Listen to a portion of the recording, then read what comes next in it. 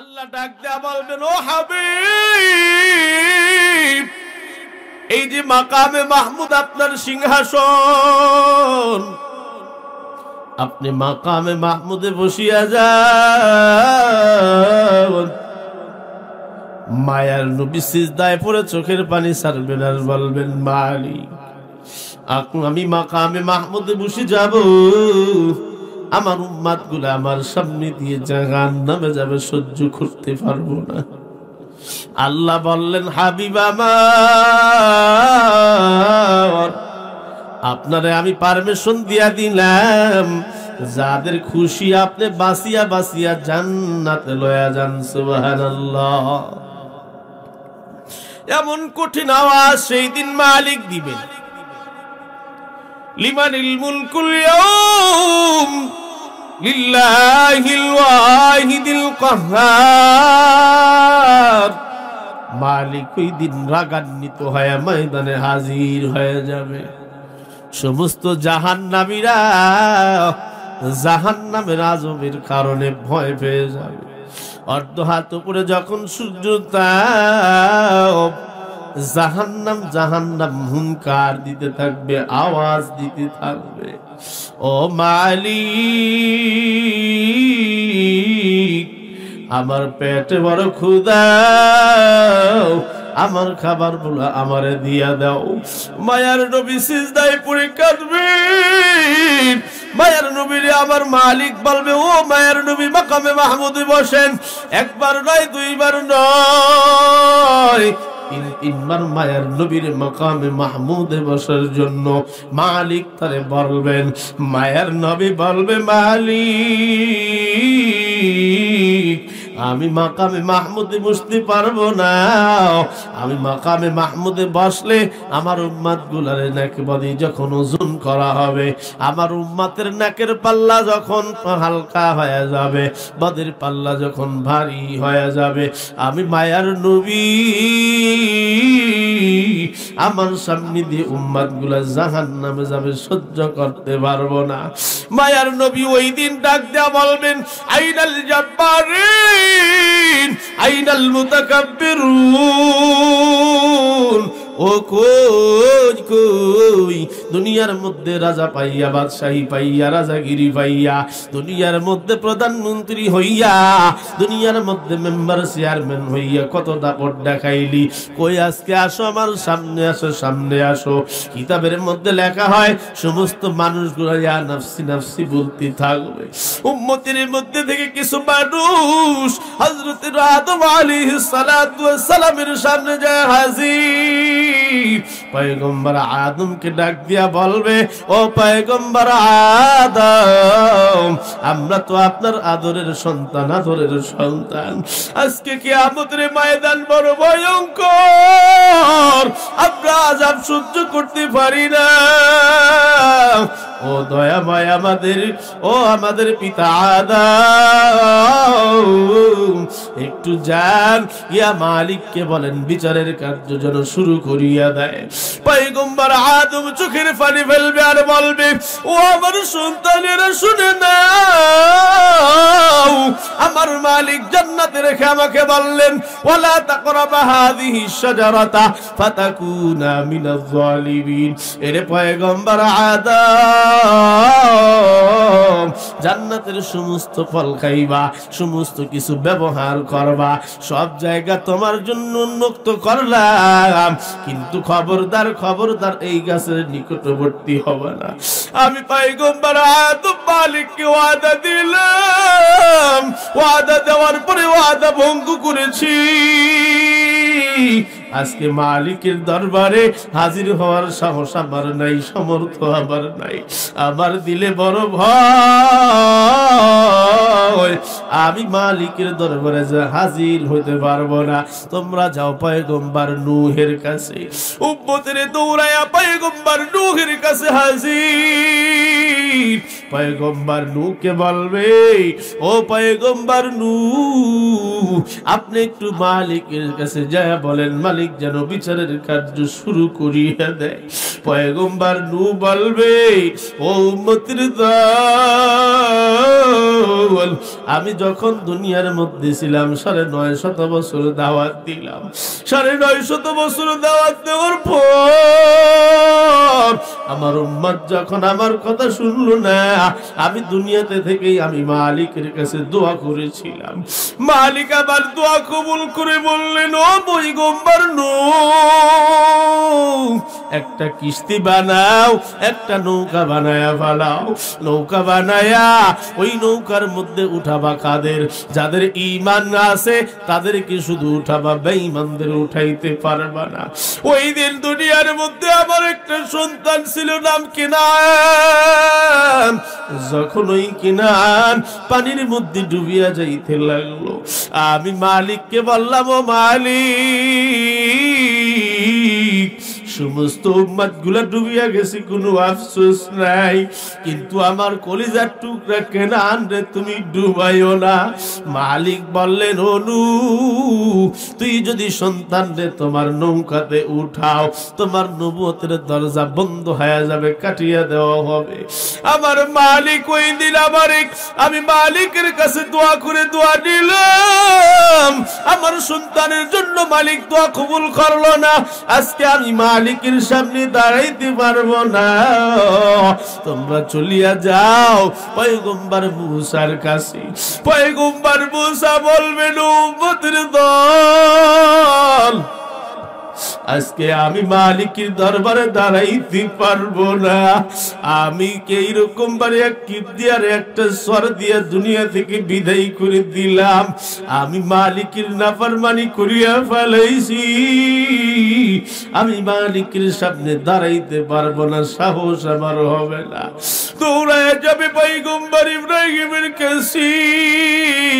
পয়গম্বর ইব্রাহিম ফিরে দিবি, না না না, আমি পারবো না। যাও পয়গম্বর ইসমাইলের কাছে হাজির হয়ে যাবে। পয়গম্বর ইসমাইল ফিরে দিবি, আর সময় নষ্ট করিস না, যা যা হযরতে ঈসার কাছে চলিয়া যা। ঈসা নবী ডাকটা বলবে, উম্মতের দল, আমার দুনিয়ার মধ্যে দুনিয়ার মানুষ আল্লাহর বেটা বলে আখ্যায়িত করলো, আমি মালিকের সামনে দাঁড়াইতে পারবো না। যা সময় নষ্ট করিও না, যাইয়া দেখো মাকামে মাহমুদে মায়ার নবী সিজদায় পড়ে গেল। উম্মত গুলো মায়ের নবীর পেছনে যায়, চোখের পানি সারবে আর বলবে, ও মায়ের নবী, আপনি ছাড়া আমাদের কোনো উপায় নাই। মায়ের নবী সিজদা উঠাবে, মালিককে বলবে, ও মালিক, বিচারের কার্য শুরু করিয়া দাও। বিচারের কার্য শুরু হয়ে যাবে। মিজানের পাল্লা যখন হাজির, মিজানের পাল্লায় ওজন করার সময় এইবার কোন গোলামের যদি নেকের পাল্লা কম হয়ে গদির পাল্লা ভারী হয়ে গেল, মায়ার নবী এক টুকরা কাগজে কি যেন লেখিয়া পাল্লার মধ্যে দিয়ে দিল। কিতাবের মধ্যে বয়ান করা হয়, ওই কাগজের মধ্যে একটা বাক্য লেখা থাকবে, একটা এইরকম কালাম লেখা থাকবে। ওই কালাম সাধারণ কোন কালাম না, লা ইলাহা ইল্লাল্লাহু মুহাম্মাদুর রাসূলুল্লাহ সাল্লাল্লাহু আলাইহি সাল্লাম। এই কালাম যখন কোন ব্যক্তির নেকের পাল্লায় উঠায়া দিবেন মায়ার নবী, মুহূর্তের মধ্যে ওই নেকের পাল্লা ভারী হয়ে যাবে। ভারী হয়ে যাওয়ার পর ব্যক্তিটার জান্নাতি বলে মালিক ঘোষণা দিয়া দিল। ঘোষণা দেওয়ার পর মালিক বলবেন, ও মায়ার নবী, এখন আপনি মাকামে মাহমুদে বসে। মায়ার নবী বলবে, ও মালিক, আমি মাকামে মাহমুদে বসিয়া গেলাম, আবার উম্মত যদি ফুলসিরাত পার হইতে না পারি, আর ওই জায়গায় যদি যাইয়া আটকায়া যায়, পড়িয়া যদি কাটিয়া জাহান্নামে পড়ে যায়, আমি মায়ার নবী সহ্য করতে পারবো না। ও ও দরদি আল্লাহ, ওই যে নাদুর শহীদ তুরবিল নাদু গ্রামের মসজিদের মাহফিলে বসিয়া আমার উম্মতেরা চোখের পানি ছেড়ে আমার উপরে দরুদ পড়ল, ওই দরুদের সওয়াবটা লইয়া আমি উম্মতের ঘাড়ে চাপায়া দিব। উম্মতের ঘাড়ে যখন মায়ার নবী চাপায়া দিবি, মুহূর্তের মধ্যে ফুলসিরাত পার হয়ে যাবে। সমস্ত উম্মতগুলা গেটের সামনে যায় হাজির। এরে আমার মোহাব্বতের বাবা, আমার ভাই, ও আমার পর্দার আড়ালের মা বোনেরা, একটু মনোযোগ দিয়া শুনবা। কেউ জান্নাতে যাওয়ার সাহস পাবে না। পয়গম্বর আদম থেকে নিয়া হযরত ঈসা পর্যন্ত সমস্ত পয়গম্বর গুলা মসজিদ এইরকম জান্নাতের সামনে যা হাজির হয়ে যাবে, কিন্তু জান্নাতের গেট খুলবে না যতক্ষণ পর্যন্ত মায়ার নবী জান্নাতে প্রবেশ না করবে। কিন্তু মায়ার নবী যখন জান্নাতে প্রবেশ করবে, জান্নাতে প্রবেশের সময় মায়ার নবী যেই উটের উপরে উঠিয়া জান্নাতে প্রবেশ করবে, ওই উটের লাগাম যে ধরে রাখবে তিনি কেউ না, হযরত বিলাল রাদিয়াল্লাহু তাআলা আনহু। এরে আমার মুহাব্বতের বাবা, আমার ভাই, ও আমার পর্দার আড়ালের মা বোনেরা, এইবার মায়ার নবী রাহমাতুল লিল আলামিন জান্নাতীদেরকে জান্নাতে পৌঁছায়া দিয়া আবার মালিকের দরবারে যা হাজির হয়ে যাবে। ডাক দিয়া বলবে, মালিক, আমার কতগুলো উম্মত জাহান্নামের মধ্যে পড়িয়া গেল, আপনি যদি অনুমতি দেন আমি জাহান্নামের মধ্যে থেকে বাছাই করিয়া উঠায়া জান্নাতে নিয়ে যাইতে চাই। আল্লাহ ডাক দিয়া বলবেন, ও মায়ার নবী, যাও যাও, তোমার অনুমতি দিলাম, তুমি তাদের জান্নাতে নিয়ে যাও। মায়ার নবী জাহান্নামের মধ্যে ঢুকিয়া বাছাই করিয়া জাহান্নামীদের মধ্যে থেকে বাছাই করিয়া উম্মতদেরকে উঠায়া জীবন নামক নদীর মধ্যে গোসল করায়া ক্লিন করিয়া পরিষ্কার করিয়া জান্নাতে পৌঁছায় দিবেন। সুবহানাল্লাহ। একবার পৌঁছায় দেওয়ার পর দ্বিতীয়বার মায়ার মালিকের সামনে যায় হাজির। বলবে, মালিক, আরো একটা বার অনুমতি দেওয়া যায়নি, আমার উম্মত গুলারে জান্নাতে লয়ে যাব। এমনি এমনি তিনবার মায়ার নবী জাহান্নাম থেকে জান্নাতীদেরকে উঠায়া গোসল করায়া ক্লিন করিয়া পরিষ্কার করিয়া জান্নাতে পৌঁছায়া দিবে। চতুর্থবার যখন মায়ার নবী মালিকের দরবারে যা হাজির হয়ে যাবে, মালিক ধমকের স্বরে বলবে, ও হাবিব আমার, আপনার উম্মতের প্রতি আপনার এত দয়া, আপনার উম্মতের প্রতি আপনার এত মায়া, আমি আল্লাহ আমার গোলাম রে বানাইলাম, খলাকতু বিয়াদাইয়া, এত সুন্দর করিয়া বানাইলাম, আমার গোলামের প্রতি বুঝি আমার কোনো দয়া নাই। আল্লাহু আকবার। আমার গোলামের প্রতি বুঝি আমার কোনো মায়া নাই। মালিক বলবেন, হাবিব, এইবার আমি আমার গোলামরে নিজ হাতে জাহান্নাম থেকে উঠাইব। আল্লাহু আকবার। এইবার আল্লাহ কুদরতি হাত জাহান্নামের মধ্যে নামায়া দিবি। কিতাবের মধ্যে বয়ান করা হয়, আমার আপনার মালিকের কুদরতি হাত এত বড়, এত বড়, একটা আঙ্গুলে এত বড়, সাত আসমান জমিন যদি একত্রিত করিয়া আল্লাহর কুদরতি হাতের আঙ্গুলের উপরে রাখা হয় তাহলে অনেক জায়গা বেঁচে যায়। সুবহানাল্লাহ। ওই কুদরতি হাত তোমার আমার মালিক জাহান্নামের মধ্যে নামায়া দিবে। জাহান্নামের মধ্যে নামায়া দিয়া জাহান্নামীদেরকে উঠাইয়া ক্লিন করিয়া পরিষ্কার করিয়া জান্নাতে দিয়া দিবে। সর্বশেষ একজন ব্যক্তি জাহান্নামে থাকিয়া গেল। এই ব্যক্তিটা পিপিলিকার মতো বায়া বায়া উপর দিকে উঠবে, আবার পড়বে, আবার উঠবে, এইরকম ৩-৪ বার যখন পড়িয়া যায়, চতুর্থবার যাইয়া মালিককে ডাক দিয়া বলে, ইয়া রহমান, ইয়া হান্নান, ইয়া মান্নান, মালিক বলে ও ফেরেশতা একটু দেখো কে আমারে বলায়, কে আমারে ডাকে, কে আমারে ডাকে, কোথায় থেকে আওয়াজ আসি। ফেরেশতা জাহান্নামের মধ্যে নামিয়া কোথাও খুঁজিয়া পায় না, খুঁজিয়া পায় না, এমন ভাবে পুরছে, পুড়তে পুড়তে কয়লার সঙ্গে মিশিয়া গেছে। এইবার যখন ফেরেশতা যায় মালিকের দরবারে হাজির, ও মালিক কোথায় থেকে তোমারে ডাকি, কোথায় থেকে আওয়াজ আসে, দেখা তো যায় না, শোনাও যায় না। মালিক বলে ঠিক আছে সমস্যা নাই। মুহূর্তের মধ্যে আবারও ডাক দেয় ইয়া হান্নান, ইয়া মান্নান বলিয়া ডাক দেয়। মালিকের কুদরতি অন্তরে জোশ মারিয়া গেল। মালিক কুদরতি চক্ষু দিয়া বিছায় দেখি জাহান্নামের তলদেশে একজন গোলাম একেবারে রকম কয়লার সঙ্গে মিশিয়া গেল। ডাক দিয়া বলে ও মালিক আমি তো জাহান্নামী, আমার তো কোনো ইবাদত নাই, বান্দেগি নাই, কোনো সম্বল নাই। ও দরদি আল্লাহ তোমার দয়া ছাড়া আমার কোনো কিছুই নেই, কোনো চালান নাই। ও মালিক তোমার কাছে আমি জান্নাত চাইব না, জান্নাতের উপযুক্ত তো আমি না। আমি তোমারে বলি আমারে একটু জাহান্নাম থেকে বাহির করিয়া এই জাহান্নামের পাচিরের উপরে বসার অনুমতি দিয়ে দাও। আমি ওয়াদা করলাম আর তোমার ডাকবো না, তোমারে আর বলাবো না। মালিক ডাকদা বললেন ও নাফরমান,